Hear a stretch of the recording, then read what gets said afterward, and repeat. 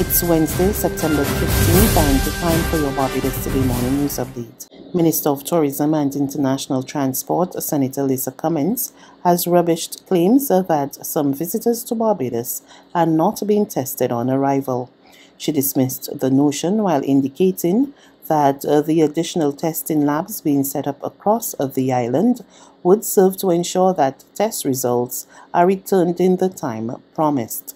Cummins told the Caribbean Tourism Organization a State of the Industry media update on Tuesday that she was aware there was quite a bit of chatter around whether or not people are tested at the airport and hotels.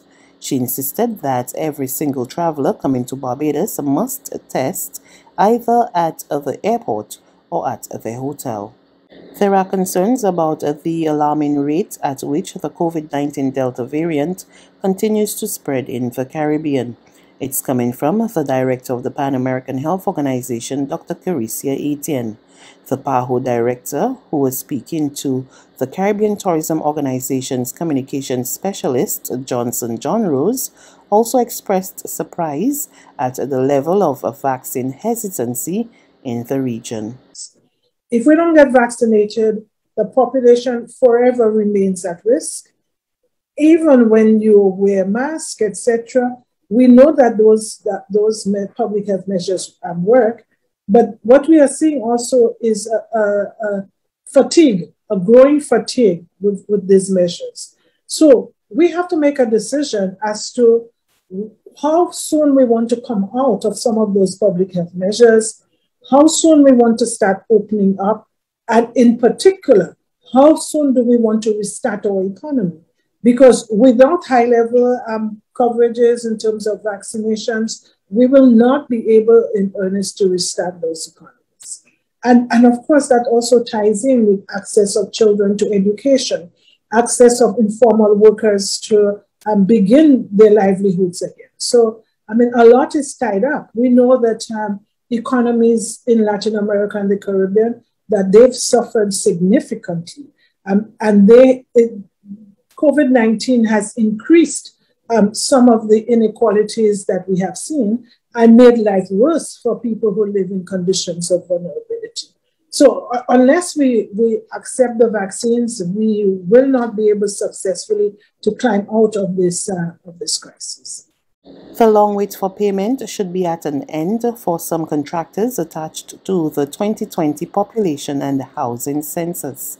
The assurance from Minister in the Ministry of Economic Affairs and Investment, Marsha Cadell, following reports that workers who were contracted to be paid bi-weekly had not received any money since starting work at the beginning of August. The census, which is being conducted by the Barbados Statistical Services, runs from August 1st to September 30th.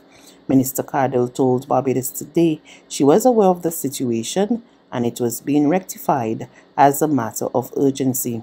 She revealed that there were some accounting issues and some people who were affected have since been paid, while others will be addressed soon. There's regional and international news after this short break.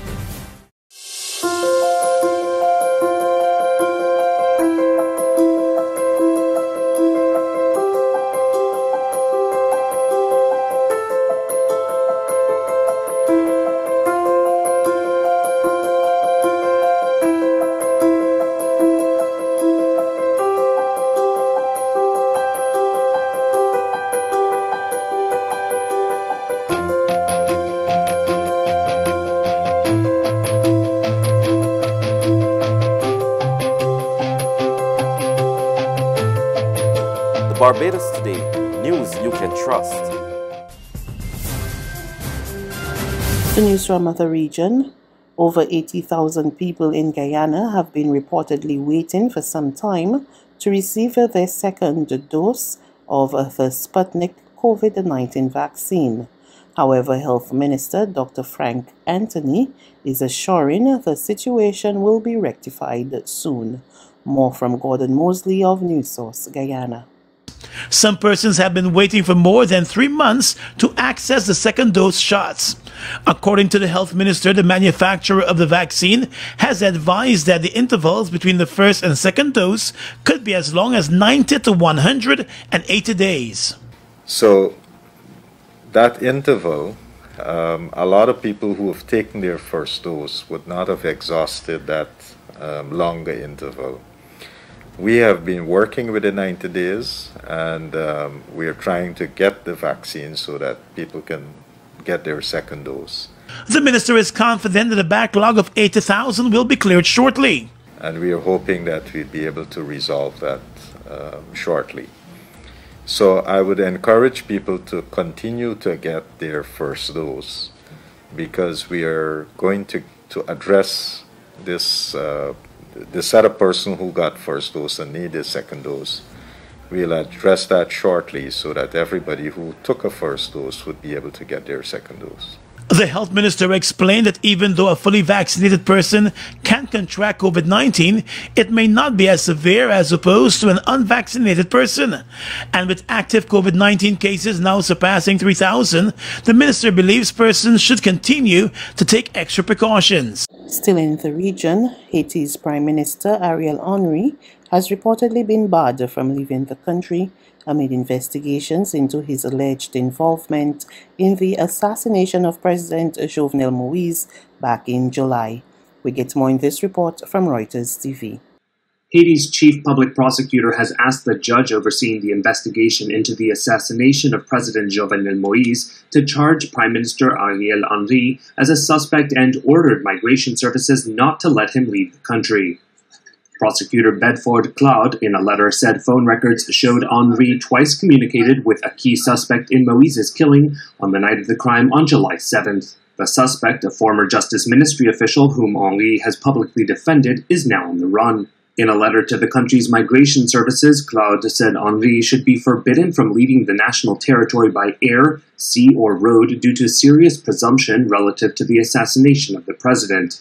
A member of the Prime Minister's Communications Office said it did not have an immediate comment. Haiti's Office of Citizen Protection demanded on Saturday Henry step down and hand himself over to the justice system. Henry retorted on Twitter that he would not be distracted from his work.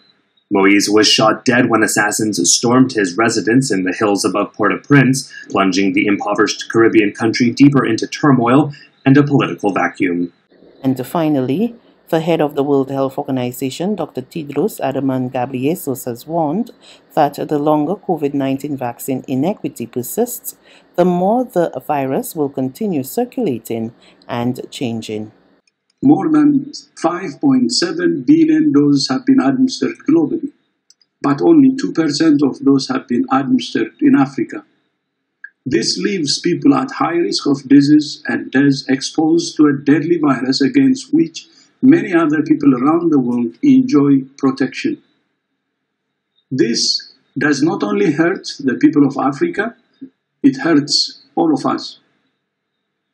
The longer vaccine inequity persists, the more the virus will keep circulating and changing, the longer the social and economic disruption will continue, and the higher the chances that more variants will emerge that render vaccines less effective. That's news. But for the very latest, visit us at www.barbadostoday.bb.